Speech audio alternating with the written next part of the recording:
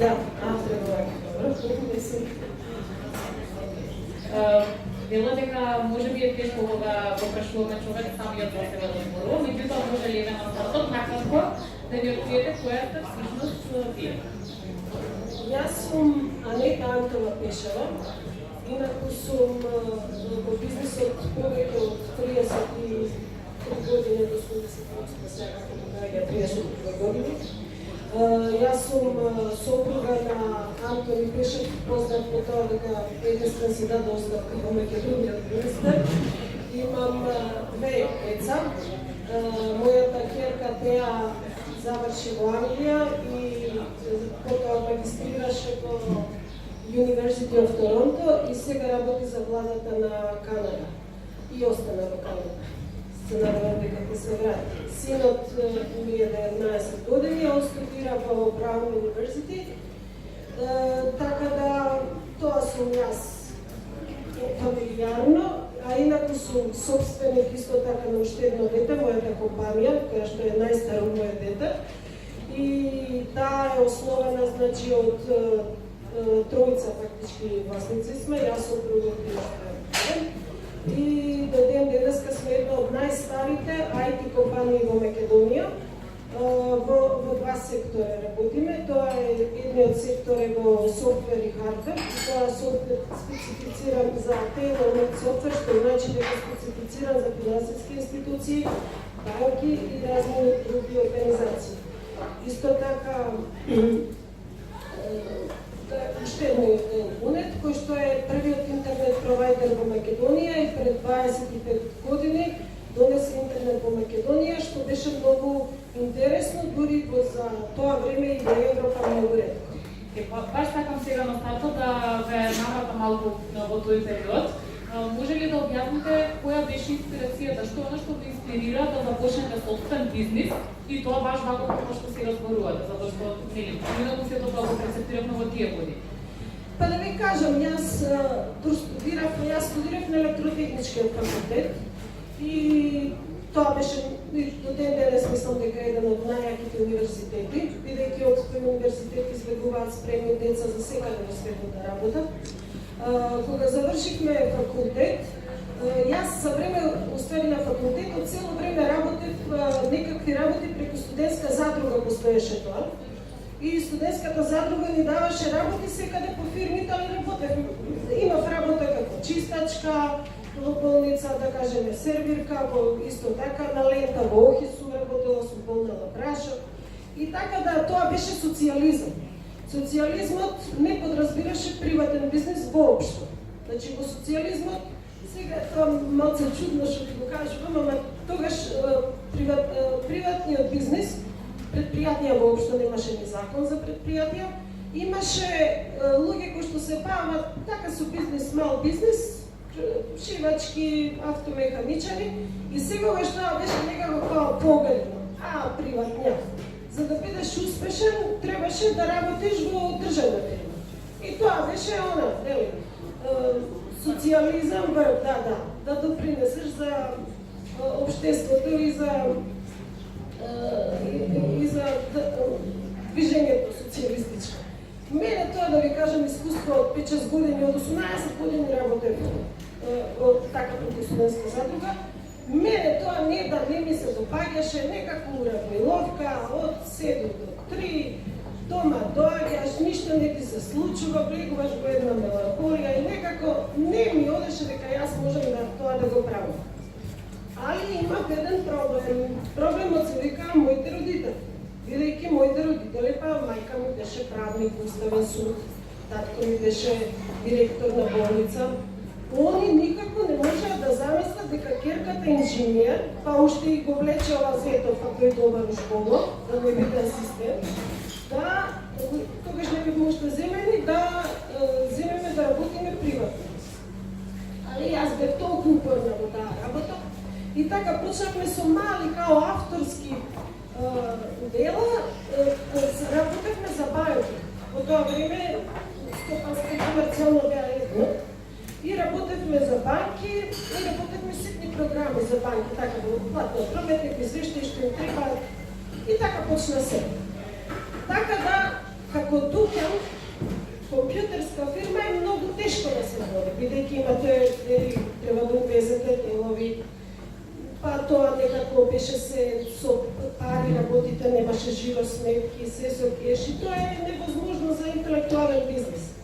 Затоа 1990 година вечерта Анте Марковиќ донесе еден закон дека може да се регистрира приватно предпријатие.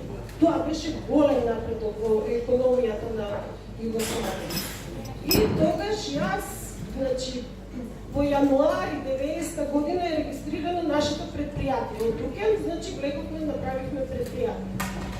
Така да, како предпријатие почнавме од 90 и така до ден денес имаме повеќе работени. Предпријатието се состоеше од почеток од тројца, четворица, од кај што јас бев, значи директор, бев чистачка, одев у СОК, имаше тогаш налози да носите да тракете, почта да земете. И така почна целата работа. Повеќе почна со мотивот дека не сакам да влезам во некој, како да кажам, пат кој што на тунел, кој што сите погува, него сакам нешто да биде различно од тоа. Секој оној кој што вредно работи и е посветен на својата работа, веројатно дека на тој пат ќе направи по некоја грешка. Може ли во оваа прилика да споделите со нас дали имате вие некоја почистичка грешка на која што се сеќавате дека ви се случила? И уште поважно, може би што е тоа што го научивте од иста? Да ви кажам, грешки на почеток многу.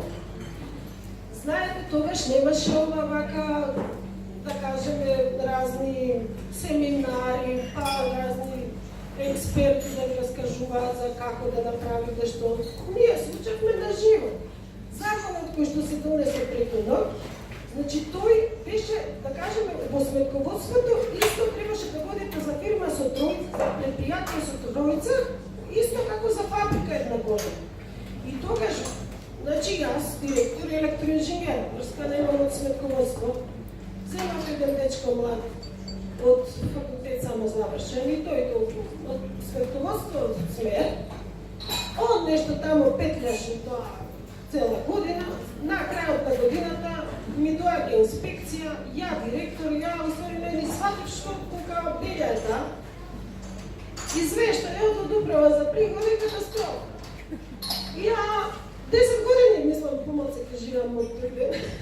Али не беше ни инспекторот што дојде уствари свати дека ние деца не ги разбираме работите кој што знаете имаше да кажеме повеќе платено данок. Ама и тоа е кажено, значи не е само ако платите помалку данок и водено нешто како трговија, требало производство. И целата таа работа заврши со тоа што јас после таа инспекција земав и си викнав еден стар сметководител, тој што беше веќе во пензија. И го седнав, Чичко Панде му викам, Чичко Панде, молим те, молам да ми помогнеш, ама прво сакам мене да ме научиш. И јас да ви кажам 6 месеци седев со него, лепев, сечев, монтирав и ги научих сите тие приказни.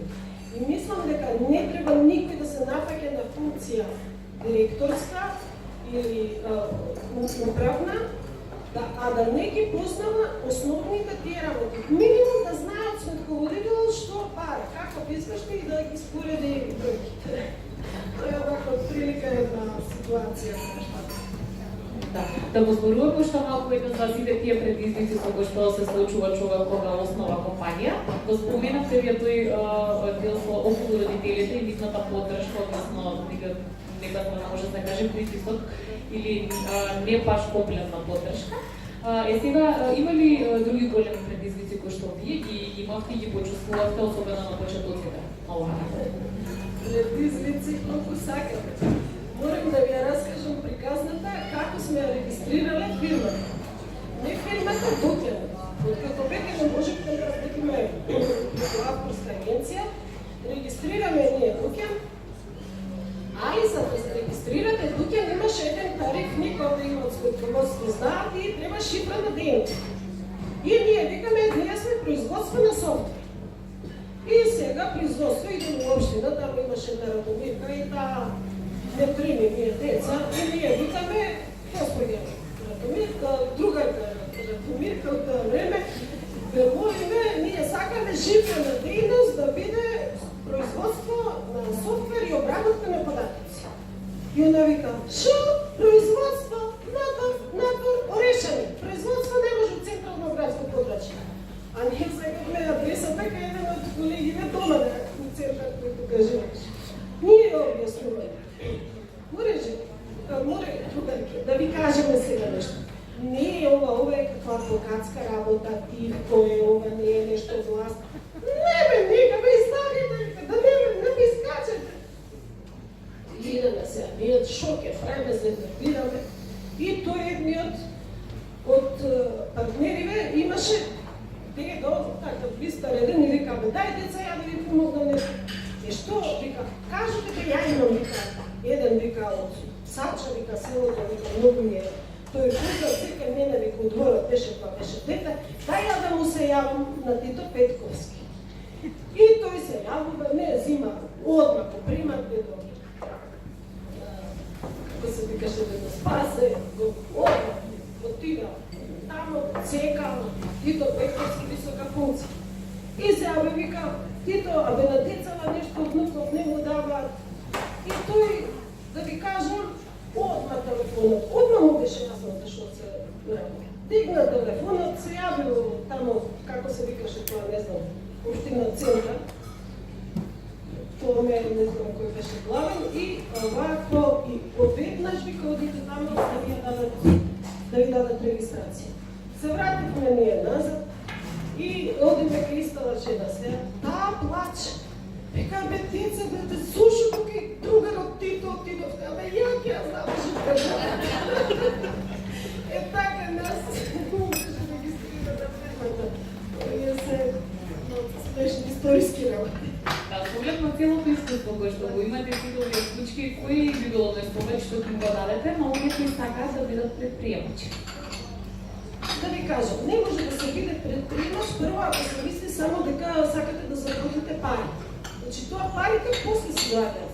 Најпрво треба да имате цел и тоа што го работите, да сакате да го работите. Ако тоа што го работите, не сакате да го работите, немој да влегувате, зашто тој заработил од нешто пари, не знам си колку, а вие воопшто не сакате таа дејност да врши. Затоа мислам дека прво треба да се обмисли и да се најде тоа што сакате да го работите. Кога ќе го најдете тоа што сакате да го работите и го работите посветено, сигурно ќе успеете. Јас тврдам дека успехот се базира на посветеност на некоја работа. Не знам што е се.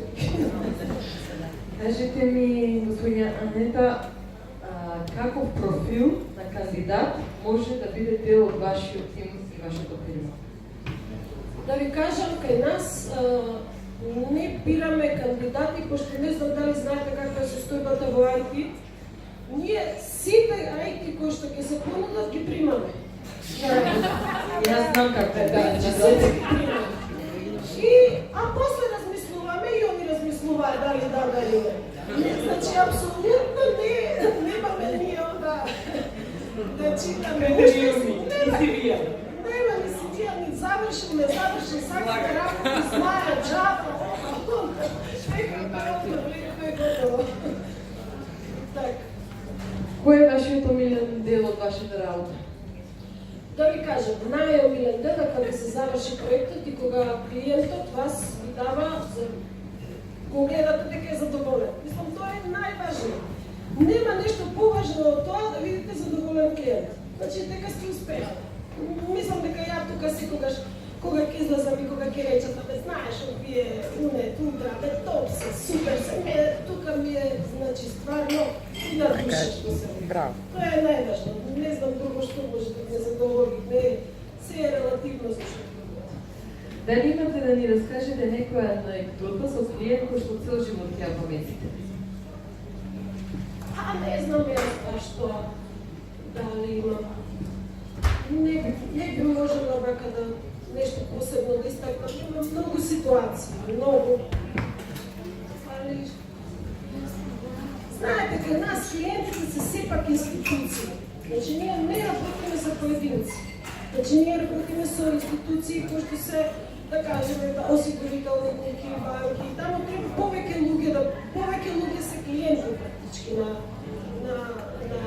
работата. Не е само еден човек, па сега тој да е, не знам, не би изброила ништо, не би имало некоја замерка за некој клиент посебно.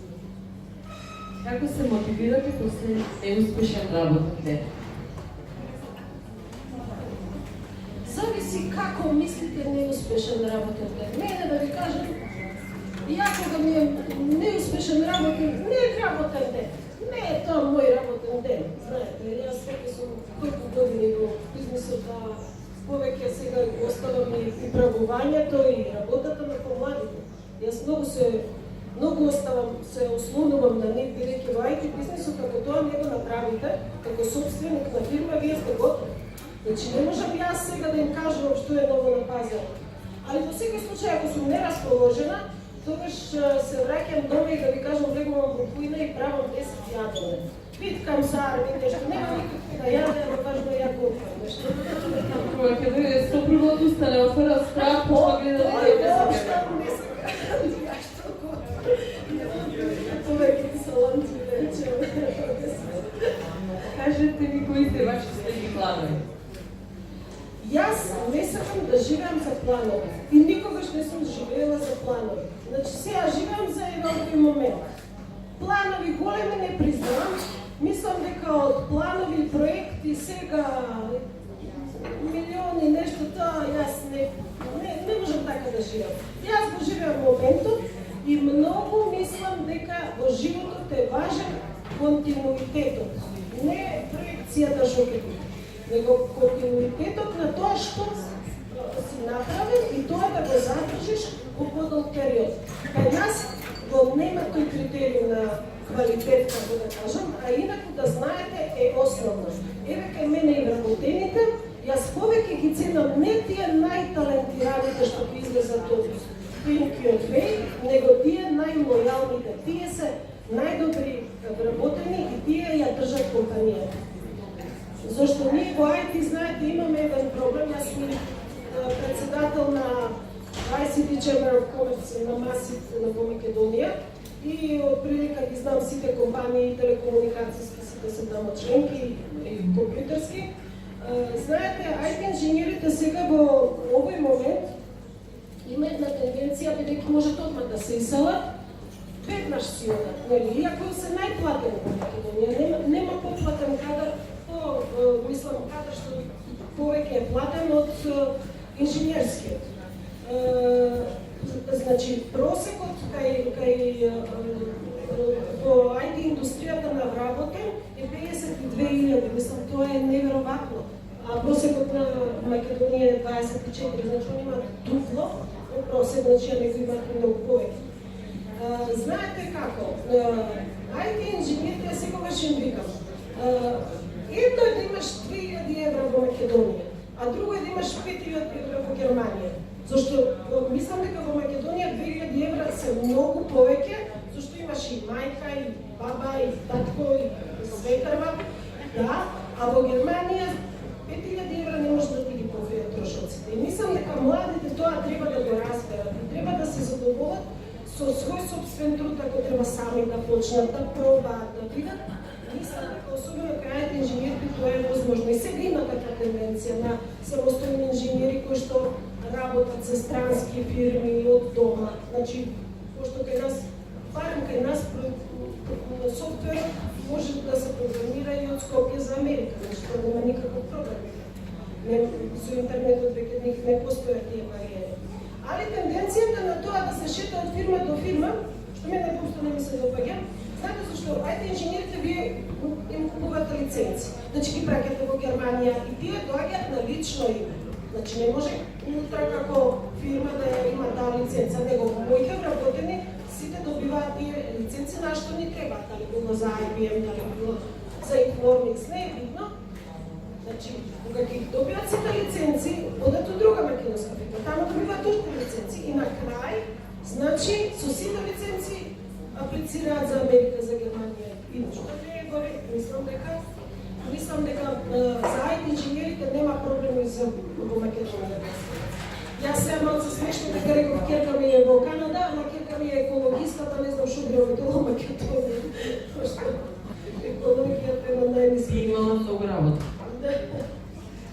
Спомнавте дека заедно работите со вашиот сопруг, заедно ја држите фирмата. Кажете ми како правите баланс и дали успевате да направите пресек меѓу приватното и работата, или работата си ја носите дома? Ние сме у иста канцеларија. Не само што е. Да ви кажам, нема тој предности, нема слабости, јас мислам. Многу е битно во една приватна компанија како нас, ние уште сме ДОО, значи ние сме ни конзорциум, нити сме се дали на берза. Успехот наш се должи на тоа што сме биле заедно. Секогаш знаете, фамилијарниот бизнис е поуспешен. Зашто ако мене ме нема, не знам како да кажам. Јас мислам дека тоа е мојот живот, ви кажам, јас не можам да се одбавам мојата фирма и моето дете најстара. Мислам така да јас така го гледам. Не би било мене пречка за моите деца, мојата кариера. Значи јас секогаш викам, имам 3 деца. Мојата фирма и керка ми и син ми. Значи тоа е така и ако кој тоа го разбере така, ако се почне да се мисли, чекај се дал да правам бизнес, зашто треба фамилија да... Не знам, ако човек сака, може се. Да завршиме на крај со вашето мото. Ќе го споделите ли со нас? Имате ли едно животно мото до кое си кога се држите? Имам ја поише работи кој што така мислам дека... Прво мислам дека човек треба секогаш да оди, да отвори главата и значи се што е направено да го прифати. Тоа е многу питање да човек. Второ, ова сега што го кажам дека никогаш не треба да бирате помеѓу фамилијата и бизнисот, бидејќи јас мислам дека секој ако сака може и двете да ги направи. И еве јас жена па сум го направила, тоа кога жените апсолутно не да овој бизнес јавно што сум сега. И трето има една таа афричка многу да се доаѓа, дека ако сакате да одите брзо, одите само, ако сакате да одите далеку, go together. If you want to go fast, go alone. If you want to go far, go together. Тоа е, мислам, дека една работа која што и за сите работи е важна, не само за во бизнисот. Значи, треба, еве сега разговаравме со господина тука дека и ние жените треба повеќе малце да се организираме, бидејќи заедно би ни било подобро. И тоа е уствари она што мислам на многу полиња може да се аплицира. Ви благодарам многу за сите зборови и искуството што ги споделите со нас. И ја да вас благодарам. Што сега сакам да ве поканам на едно дружење на предприемачки, а което се одржи последната среда во октомври месец, значи уште сега да се резервирам. Жени се поканети, тоа ќе биде настан за жените предприемачки кој што ќе го одржам ова година по трети пат. Дали имаме прашања за господја Анета? Енета пропушти да ни каже дека има уште една доблест во незиното работење. Ја заборави хуманитарната мисија која што ја прави наназад многу години. Да, јас многу сум во хуманитарна работа, само што мислам дека ова денеска темата е повеќе за бизнес и затоа не отворив таа тема. Инаку сум во неколку здруженја и светски за хуманитарна работа, едното е Интервил, едното е Зонта. Така да тука и во Македонија постојат како клубови и доста хуманитарна работа се работи. Мислам, тоа би било многу долга тема, би можела јас да разговарам конкретно и повеќе ја сакам. Али сега во моментот мислам дека повеќе, ако сакате можам да кажам, ама не знам дали е тоа како што се гледам и за бизнес, е дали ги интересира. Дали имаме други прашања, коментари? Нема. Ви благодарам многу за гостувањето, ни беше голема чест.